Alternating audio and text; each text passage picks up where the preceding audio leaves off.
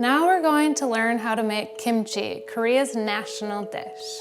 Kimchi is made up of napa cabbage, bok choy, ginger, red chili peppers, garlic, green onions, and salt. So all of these ingredients undergo lactic acid fermentation, and while kimchi hosts the same bacteria, Leuconostoc and lactobacillus, research has also found that kimchi hosts different bacterial communities than any other fermented vegetable. L. sacchi is a species in the genus Lactobacillus.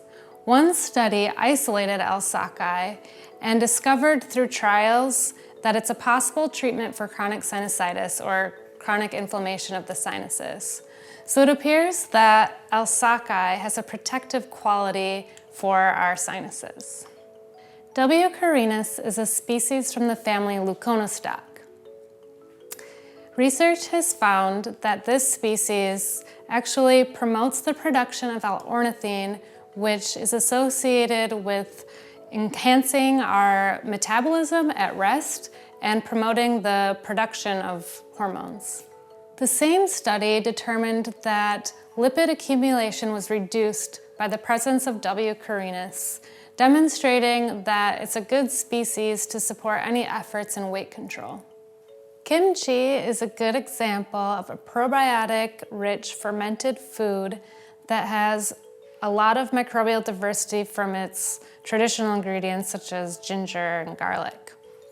For this recipe, what we're gonna need is 1 bunch of scallions or green onions, 4 red chili peppers, a few inches or tablespoons of ginger, 4 cloves of fresh garlic, and depending on how big your cabbage and bok choy are, you'll need 1 to 2 heads of cabbage and bok choy, plus 1 tablespoon of salt. And then of course you're gonna need a glass bowl to put your ingredients in and a quart glass jar for fermentation. So first things first, we're going to want to sterilize all of our kitchen surfaces and any of the equipment we might be using. I find it's a step that most people overlook, but it's really important if you don't want to add any of the unwanted bacteria that might cause your fermented food to taste a little funky or be off. So sterilize everything. Remember to put your jar in the oven or the dishwasher on a heat setting, and then we're good to go. Then we can begin by washing all of our produce before we start chopping, which I already did. And you don't have to, if it's organic produce, you don't have to wash it too carefully because the native soil on the vegetables is actually beneficial for us. So you don't have to be too uptight about washing your cabbage if it's organic. So then we'll start chopping our cabbage. And like I mentioned before, I like to keep things just a little bit variety of sizes for the texture in the end. I find it to be a lot nicer than having everything small and uniform. So I'll coarsely chop the napa cabbage and add it to the bowl. And then I'll add about 1 tablespoon of my Himalayan salt to help start drawing out the juices of the cabbage.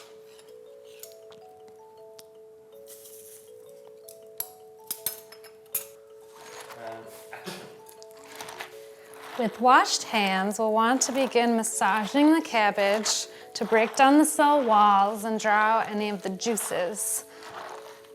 One other thing that you want to avoid when making fermented foods is wearing nail polish.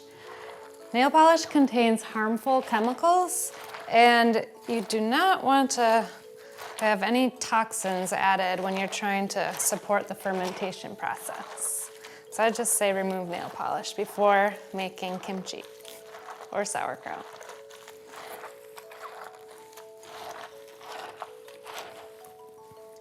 Then we can begin by chopping the other ingredients, such as the bok choy.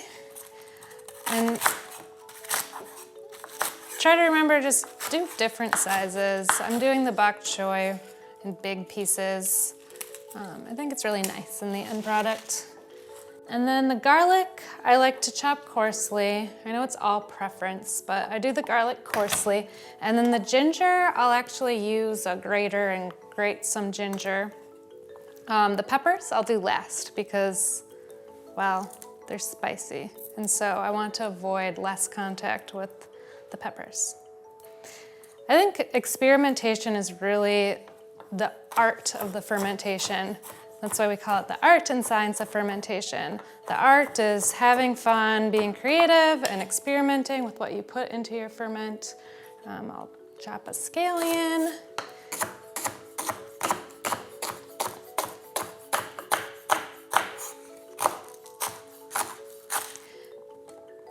And then little by little, we'll keep massaging everything in.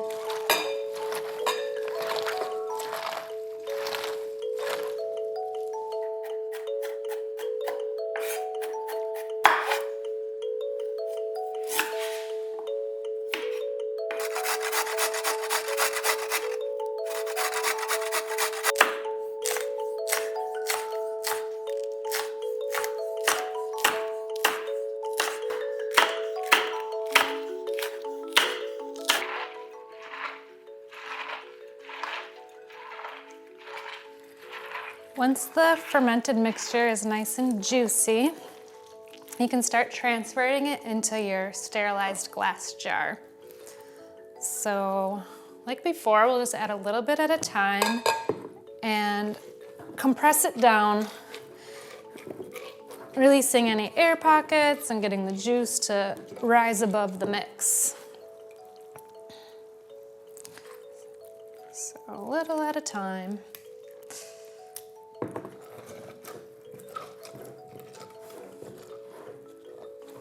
So once you have your cabbage leaf in there, holding the mixture down, we'll secure our lid on tight. And remember, if you don't have one of those airlocks for your jar, you'll have to release the pressure once a day.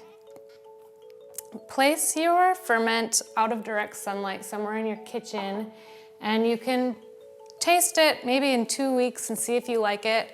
As I said before, I always just wait 30 days. I think after a month, it has a very nice sour flavor and the perfect amount of crunchiness.